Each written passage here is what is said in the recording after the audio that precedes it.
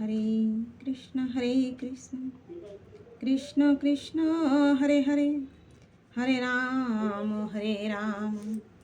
রাম রাম হরে হরে। গুরু ব্রহ্মা গুরু বিষ্ণু গুরুদেব মহেশ্বর গুরু সাক্ষাৎ পরম ব্রহ্ম তস্मै শ্রী গুরবে নমঃ।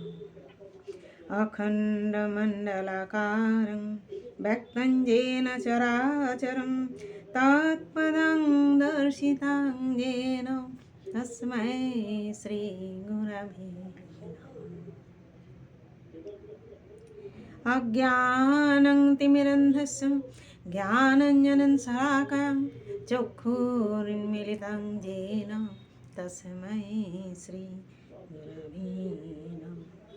नमो ब्रह्मण्यदेवाय गोब्रह्मणहिताय च जगद्धिताय श्रीकृष्णाय गोविन्दाय नमो नमः। नमो कृष्णाय वासुदेवाय हरे परमात्मने प्रणतक्लेशनाशाय गोविन्दाय नमो। जय गुरुदेव, जय राधे जय राधे जय राधे। पाठ करছি শ্রীমদ্ ভাগবত গীতা ত্রয়োদশ অধ্যায় প্রকৃতি পুরুষ বিবেক যোগ শ্লোক নাম্বার 17। अविभक्तं च भूतेषु विभक्तिम् इव च स्थितं भूतो भोक्तृ च तज्ज्ञेयं ग्रसिष्णु प्रभा विष्णु च।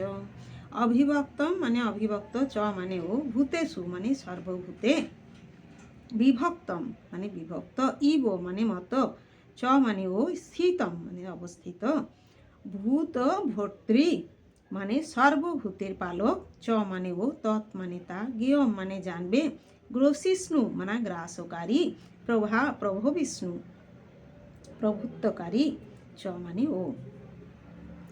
অনুবাদ।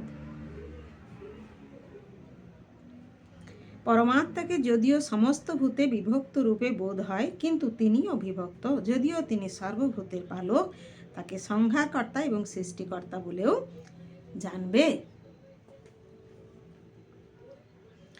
তাৎপর্য: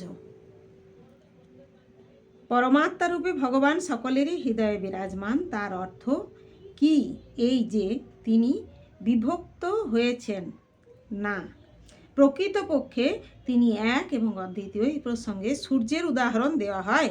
মধ্যাহ্নকালীন সূর্য তার কক্ষপথে অবস্থিত থাকে, কিন্তু কেউ যদি 5000 মাইল পরিধি জুড়ে সকলকে জিজ্ঞাসা করে সূর্য কোথায়, তাহলে সকলেই বলবে যে তার মাথার উপর সূর্য জ্বলজ্বল করছে।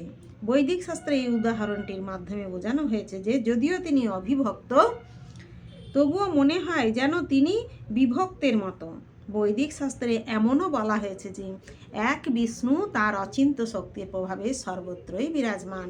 ঠিক যেমন সূর্য অনেক জায়গায় অনেকের কাছে প্রতিভাত হয়, আর পরমেশ্বর ভগবানও যদি সমস্ত জীবের পালনকর্তা, প্রলয়কালে তিনি সব কিছু গ্রাস করেন, সেই কথা একাদশ অধ্যায়ে প্রতিপন্ন করা হয়েছে। যখন ভগবান বলেছেন কুরুক্ষেত্রের যুদ্ধে সমবেত সমস্ত যোদ্ধাদের গ্রাস করবার জন্য তিনি এসেছেন, তিনি আরও বলেছেন যে কাল রূপেও তিনি গ্রাস করেন। তিনি সংহারকর্তা, সকলকে তিনি বিনাশ করেন।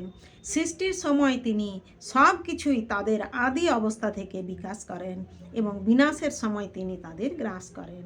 বৈদিক শ্লোকে সেই সত্যকে প্রতিপন্ন করে বলা হয়েছে যে তিনি সমস্ত জীবের উৎস এবং আশ্রয়।